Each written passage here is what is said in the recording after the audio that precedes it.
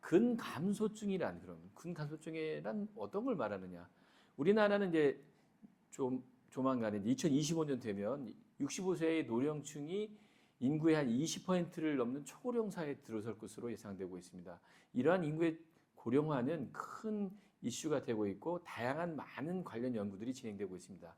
특히 이 노쇠에 관련돼서 골격근의 위축이라든지 그에 따른 근감소증은 노령 인구에서 흔하고 건강 수명을 위협하는 고질적인 문제를 초래하게 되면서 이에 대한 예방과 치료 그리고 재활에 대한 것이 오늘날 보건 의료의 주요 관심사로 대두되고 있습니다.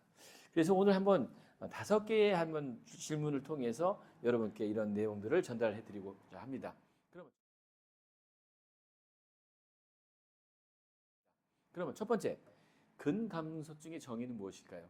제가 처음에 근감소증을 들었을 때 가장 어려웠던 건 정의가 명확하지 않았습니다. 딱 뭐 수치로 나온 게 없어. 그래서 이게 뭔가 했었는데 최근에 그것이 조금 더 구체화되고 있는데요. 첫 번째, 노쇠에 따른 주요 신체 증상 중에 근육이 점차 감소하는 그런 근감소증의 원을 한번 살펴보면 사르코페니아라고 표현합니다. 이것은 사르코는 근육이라는 뜻이고 페니아는 부족이거나 감소한다 그런 뜻입니다. 두 가지 단어를 합쳐서 사르코페니아 근육이 부족하다, 근육이 감소한다 이런 정의를 갖고 있습니다. 그래서 우리가 특별한 질병이 없다 하더라도 노화에 따라서 슬프게도 근육량은 점진적으로 감소를 하게 되고 그 감소는 30대부터 진행이 됩니다. 그래서 40대부터 70대에 걸쳐서 10년마다 8%, 70대 이후로는 10년마다 15%까지 근육량의 감소가 진행된다고 알려져 있습니다. 이런 그럼 노령원 인구에서 근감소증이 만약에 진행된다면 어떤 것들이 유발될 수 있냐? 가장 또 걱정되는 것은 사망 위험이 3.74배 정도 높아지는 것으로 나타났고요. 또 다른 여러 만성 질환과 관련돼 있다는 연구들이 보고되면서 우리가 고령 인구에서 비만 인구의 급증과 함께 사회적으로 중요한 관심사로 부각되고 있습니다. 신체 노화를 비롯한 다양한 원인으로는 근감소증이 발생하게 되면 걷기라든지 집안일 같은 이런 일상생활 동작들이 힘들어져서 삶의 질이 저하되고 그렇다 해서 아무래도 움직임이 저하게 되면 만성질환이 발병되고 기존 질환이 악화되는 악순환이 발생되게 되면서 특히 저희가 자주 접하게 되는 노인 낙상에 따른 골절 위험도가 높아지는 등의 문제가 생길 수 있습니다. 두 번째로 그럼 근감소증의 진단 기준은 무엇이냐? 초기에는 그냥 절대적인 근육량의 감소를 그냥 근감소증이라 정의했는데 그러면 체지방이 많은 사람인 경우에도 근육량이 많다는 그런 오류가 있어서 2010년에 유럽에서 조금 더 정의를 한 것이 전신적인 골격 근육량과 근력의 감소뿐만 아니라 이후에는 어떤 근육 기능으로 이루어지는 신체 수행 능력의 감소 이것이 같이 병행되는 것을 근감소증의 진단 기준으로 확대하였습니다. 그래서 최근에 2019년도에 개정된 것을 보면 어쨌든 근육량의 감소뿐만 아니라 기능 저하가 같이 동반되는 경우 그래서 거기에서는 이제 기능 저하는 어떤 것을 판단하느냐 보행 속도, 악력 이런 것들을 같이 체크를 해서 전체적인 신체 기능의 비정상 유무를 판단하고 동시에 이제 정확한 근육량을 측정하는 것도 이제 덱사라고 해서 이제 엑스레이를 통해서 하는 방법이 있고 어떤 전기 저하를 갖다가 사용하는 바이오 임피던스 분석을 통해서 근육량을 측정해서 근육량과 그다음에 기능의 어떤 저하 이 두 가지를 큰 카테고리로 해서 근감소증을 진단하게 되었습니다. 다만 조금 아직 정립이 덜 된 것은 어떤 국가 간 인종 간의 어떤 차이가 있기 때문에 각 나라의 정상 인구 측정값을 조금 더 우리가 파악을 해서 그걸 기준을 각 인종과 국가별로 세팅하는 그런 과정에 있다고 말씀드릴 수 있겠습니다. 그래서 화면에 한번 띄워드릴 건데요. 두 가지 카테고리 근육량, 머슬 매스, 그 다음에 머슬의 펑션 이래서 이제 뭐 수치가 나와 있습니다. 이런 수치에 따라서 사르코페니아 근감소증을 진단하게 되겠습니다. 근감소증의 임상적 중요성은 이런 노쇠와 밀접한 연관을 갖고 있으면서 노화와 함께 다양한 만성 질환, 노인성 질환과 연관이 되겠습니다. 그래서 이런 노쇠의 정의는 생리적으로 우리가 어떤 예비 능력이 갖고 있는데 신체적으로 그런 것들이 감소하게 되면서 타인에 대한 의존성이 높아지게 되고 사망도 증가하게 되는 어떤 예를 들면 개인의 어떤 건강에 있어서 취약성이 증가하게 되는 임상적인 상태로 정의할 수 있겠습니다. 그럼 세 번째로 근감소증은 왜 문제가 되느냐? 뭐 유럽이나 미국에서 다양한 학회에서 신체적 노쇠에 대해서 연구를 해왔는데 이런 다양한 원인과 유발 요인에 의해서 체력, 지구력, 생리적 기능이 저하되면서 어떤 의존성과 사망을 초래하는 개인의 취약성을 증가하는 이런 의학적 증후군으로 정의하면서 우리가 나이가 들면서 좀 더 관심 있게 봐야 될 부분으로서는 어떤 낙상, 이런 노인시설의 입소, 병원의 입원, 질병의 노출, 그리고 사망을 포함한 좋지 않은 의학적 예우와 문제를 초래하기 때문입니다.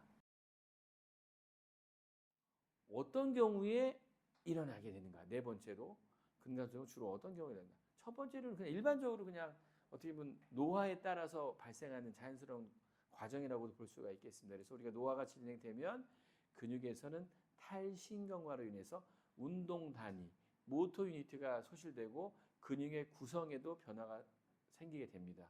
그래서 근감소증은 근육을 단순히 사용하지 않아서 발생한 단순 근육 위축과 다르게 운동 단위의 모터 유니트의 소실이 동반될 수 있기 때문에 과도한 훈련에 따른 근피로를 예방하는 계획이 포함되어서 세심하게 치료 계획을 수립할 필요가 있겠습니다. 또한 그럼 병에 있어서 발생하는 근감소증이 있을 수 있는데 가장 제가 주로 다루는 뇌졸중에서의 근감소증은 당연히 이거는 조금 다른 기전입니다. 중추신경계 운동 회로가 작동하지 않아서 마비가 오는 거죠. 마비가 생기면서 그냥 근육 위축이 급격하게 진행되는데 수주 안에도 근육 조직의 변화, 감소가 시작되기 때문에 이런 뇌졸중에 있어서는 일단 편마비 환자에서 굉장히 근육의 위축이 많이 생길 수가 있습니다. 그다음에 세 번째로는 요새 또 의료계에서 굉장히 또 관심을 갖고 있는 비사용 증후군, 우리 회복기 의료기관에서 주로 다루게 되는 비사용 증후군.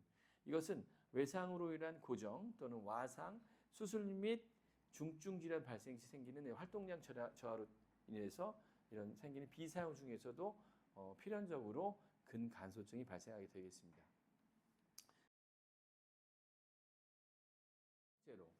근감소증을 어떻게 해결할 수 있느냐? 근육이 감소되니까 당연히 근력 운동이 가장 먼저 제시되게 되겠습니다. 여러 가지 논문이나 봤을 때 저희가 임상 경험을 봤을 때 12주 대략 뭐 한 3개월 정도의 근육 운동으로 허벅지 둘레와 하지 근력이 상승하는 걸 확인할 수 있었고 일정 시간 동안 근력 운동이 중단되었다 하더라도 그 효과가 지속되는 것을 볼 수가 있겠습니다. 그래서 중등도 이상의 강도로 30분 이상 쉬지 않고 지속적으로 일주일에 두 번 이상 근력 운동하는 것이 권장입니다. 오늘 이 철학이 있어서 그런 건지 뭐 저도 오늘 사실은 약간 근감소증 한 대상이 안 되도록 위해서 오늘 아침에 근력 운동을 열심히 한 1시간 정도 하고 왔습니다.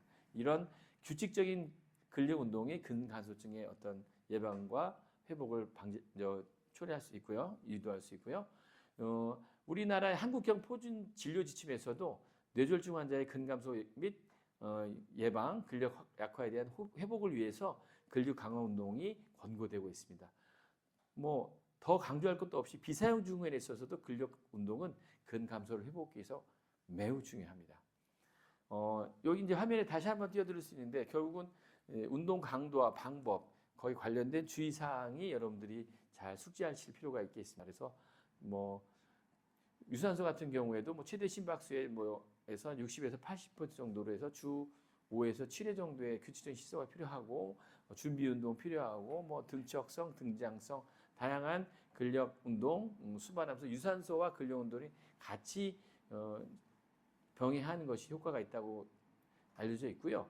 의료적으로는 저희가 조금 더 이제 강조드리고 싶은 것은 대부분 고령의 어떤 환자분들은 기왕증이 있겠죠. 심장병이라든지 뭐 다른 여러 가지 고혈압, 당뇨 이런 것들이 있기 때문에 이런 좀 근력을 갖다가 본격적으로 이제 향상시키는 운동을 시작할 때 60세 이상의 환자에서는 이런 위험 인자가 동반될 수 있기 때문에 시작하기 전에 전문의 진료를 통해서 운동 부하 검사 같은 것, 이런 기본적인 검사를 통해서 좀 더 정확한 적합한 운동 프로그램을 처방받아서 시행하는 것이 더 안전하다고 말씀드리겠습니다. 저항성 운동은 다양한 효과가 있습니다.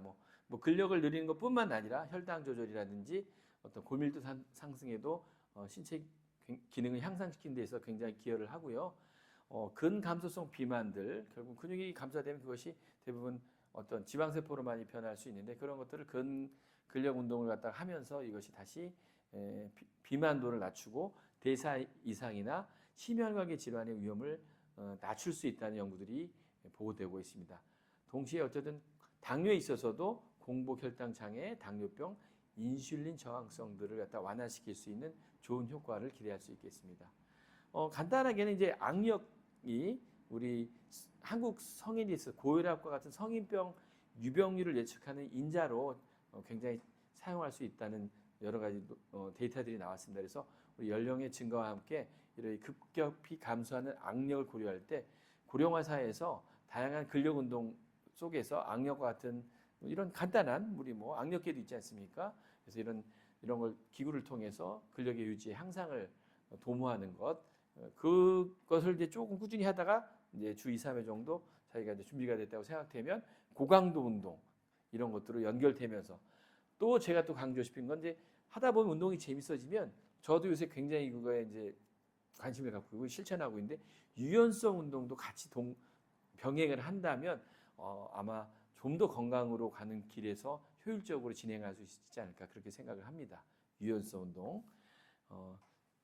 또 하나 강조드리고 싶은 거는 이제 우리 또 사망하는 1위인 암 있잖아요. 우리 암 한우 있어서 이 또 사실은 장기적인 투병 기간 동안에 잘 드시지도 못하고 또 어떤 항암 치료하다 보면 이제 여러 가지 이제 근육도 떨어지고 근력도 떨어지고 컨디션이 저하됩니다. 그러면 이제 근감소증의 유병률이 높게 나오는데요. 이런 것들을 보면 전체적으로 이런 암 한우에서 치료 전 근감소증이 유병률이 한 15에서 74% 정도 파악되고 있습니다. 이거는 특히 소화기관 같은 경우는 더더군다나 잘 드시지 못하니까 아무래도 단백질 섭취가 어려워지니까 더 많이 발생하는 걸 알려주고 있습니다. 그래서 항암, 방사선 치료를 받는 이런 암 노인성 환우에서는 근감소증이 동반된 경우는 전체적인 생존율이 급감하는 결과를 보이고 있습니다. 그래서 근감소증이 있는 환자에서 치료 독성이 증가되고 어떤 항암제에 의해서 여러 가지 몸의 어떤 건강이 좀 더 악화되는 경우에는 암 치료 자체의 치료 중단이 될 가능성이 높아지게 되겠습니다. 그래서 우리가 이런 암 투병하는 과정이 있어도 제가 항상 환자분들한테 강조하는 것은 체중을 물어봅니다. 체중이 줄어들었느냐, 그렇지 않느냐. 체중, 그다음에 식사, 이 두 부분을 굉장히 강조해서 물어보는데, 그것이 어쨌든 체중이 유지되기 위해서는 식이도 적당히 유지가 되어야 되고, 그다음에 체중을 위해서 식이뿐만 아니라 운동이 같이 병행되어야지 유지할 수 있기 때문에 이런 근감소증이 발생하지 않도록 암 한우에 대해서도 다시 한번 강조드립니다. 저희가 또 임상에서 많이 보는 건 이제 고관절 골절이죠. 왜냐하면 이제 고관절 골절 되면 당연히 그냥 안정기간 수술하고 누워 있는 시간이 많아지기 때문에 근감소증이 오지만, 그 전에 뭔가 좀 활동량이 떨어지면서 근력이 약해지면 사소한 경사로라든지 단차가 있는 어떤 도로에서도 넘어지셔가지고 고관절 골절이 되는 경우를 많이 볼 수 있습니다. 그러면 굉장히 생활의 질이 떨어집니다. 고관절은 저희가 어쨌든 회복기 의료기관에서 고관절 골절 환자 수술 후에 열심히 재활 치료를 해드리고 있지만, 어쨌든 고관절 골절이 되지 않도록 사전에 근력을 유지하고 근감소증을 예방하는 것이 굉장히 중요하다는 말씀을 다시 한번 강조드립니다. 일단 고관절 골절이 발생하면 저희가 단기적인 입원 재활을 통해서 집으로 돌아갈 수 있도록 최대한 노력하고 있는데, 지금은 좀 그런 회복기 의료기관에서 입원 기간이 조금 짧은 감이 있습니다. 그래서 앞으로도 정책적으로 조금 더 고관절 골절 수술 환자에 있어서 재원 기간의 연장이 조금 더 필요하다는 걸 이 자리를 통해서 말씀드리고 있습니다. 제가 아까 진단적인 거에 대해서 약간 처음에 모호한 것 때문에 저도 이해도가 처음에 좀 어려웠다고 말씀드렸는데 최근에 다양한 장비, 물론 이제 엑스레이를 통해서 하는 덱사 장비가 있지만 이거는 상당히 고가이고 또 접근하기가 쉽지가 않고 그다음에 어쨌든 방사선을 쪼이는 여러 가지 그런 좀 우려도 좀 있기 때문에 지금은 전기적인 그런 임피던스 저항 방법을 통해서 하는 장비들도 개발되고 있습니다. 그래서 오늘 저희 병원에 그런 장비가 제가 어렵게 또 말씀드려서 협조를 받아서 측정하는 장비에 대해서 한번 체험을 했는데 한번 제가 직접 체험하는 것을 여러분과 함께 영상을 통해서 보시겠습니다. 네, 안녕하십니까. 재활 닥터 묘원장입니다. 오늘은 근감소증에 대해서 우리가 요새 한참 논란이 되고 있는데 그럼 객관적인 장비를 통해서 근감소증의 정도를 파악하는 그런 장비가 일단 저희 병원에 들어왔습니다. 이건 뭐 기술적으로는 아직 완성이 된 건 아닙니다. 근감소증을 갖다 측정하는 객관적인 방법은 덱사와 BIA라고 두 가지 방법인데 덱사는 엑스레이를 이용해서 하는 장비이고 BIA는 전기적 저항을 이용해서 하는 장비입니다. 아무래도 덱사 방식은 장비도 크고 비싸고 절차도 복잡하고 돈도 비용도 많이 들지만 요 전기적 이런 저항값을 이용한 이 BIA 스타일의 장비는 아직 이제 뭐 상용화는 되지 않았지만 조금만 더 보완이 되면 앞으로는 좀 편하게 간단하게 근감소를 진단하는 데 도움이 될 거라 생각이 돼서 오늘 좀 체험 장비로 한번 들어왔습니다. 오늘은 그래서 제가 피험자로서 저의 근육의 감소량을 한번 직접 측정하는 그런 자리가 되겠습니다. 예, 저는 이제 피검사자가 되기 때문에 제가 검사를 해야 되고 검사를 하는 동안에는 제가 말을 하면 안 되기 때문에 오늘은 검사를 해주실 분을 모시도록 하겠습니다. 저희 병원에서 가장 잘생긴 윤영민 팀장님을 모시도록 하겠습니다. 박수. 네, 박수를 치는 분들이 없네요. 옆에서 그냥 보고만 있고요. 원래는 마스크를 이렇게 내리면 굉장히 잘생겼는데 지금 또 아무 병원은 아직 마스크 착용이 의무가 되기 때문에 얼굴은 다음번에 기회가 되면 공개하도록 하겠습니다. 예, 오늘 정확한 측정을 부탁드리겠습니다. 네, 진행해 주시죠. 네, 일단 오늘 체성분 검사를 하실 건데요. 양말을 벗으시고 맨발로 올라가시겠습니다. 이쪽에 앉아서. 예. 네, 제가 이제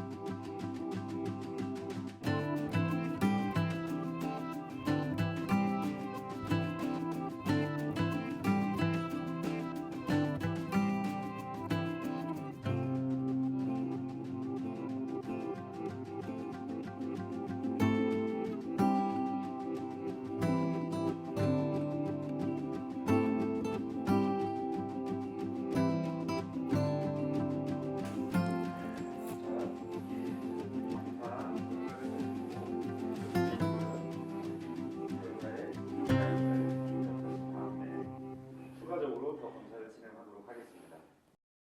시작합니다. 네, 시간 관계상 원장님의 인적 사항은 미리 입력을 했고요. 그리고 다음으로 사르코페니아 테스트를 본격적으로 시작하도록 하겠습니다. 자, 일단 근육량 입력을 먼저 하겠습니다.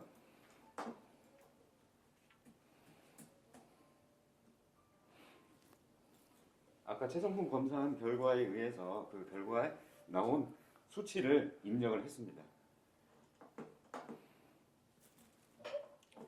자, 그리고 일단 보행 검사를 먼저 시작을 하고 그 다음에 앉았다 일어나기 검사를 두 번째로 하고요. 그 다음에 세 번째로는 악력 테스트를 할 겁니다. 마지막으로 균형 검사까지 한번 해보도록 하겠습니다. 자, 제일 먼저 보행 검사를 먼저 시작해 보도록 하겠습니다.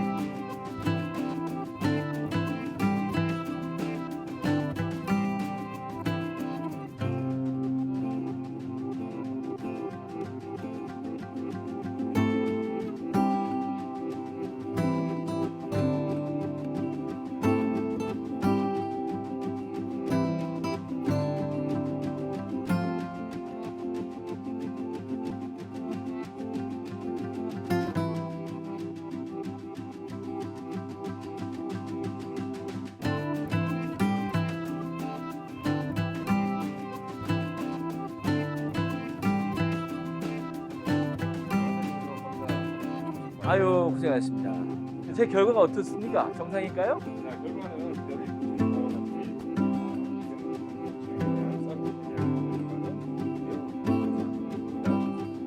걱정하지 않으셔도 되겠습니다. 아유 다행입니다. 건강하십니다. 아유 추정 차려서 감사합니다. 예, 오늘 제가 정상이라고 이제 결과 나왔으니까 앞으로도 운동을 열심히 해서 근감소증이 오지 않도록 열심히 노력하도록 하겠습니다. 예, 오늘 수고 많으셨습니다.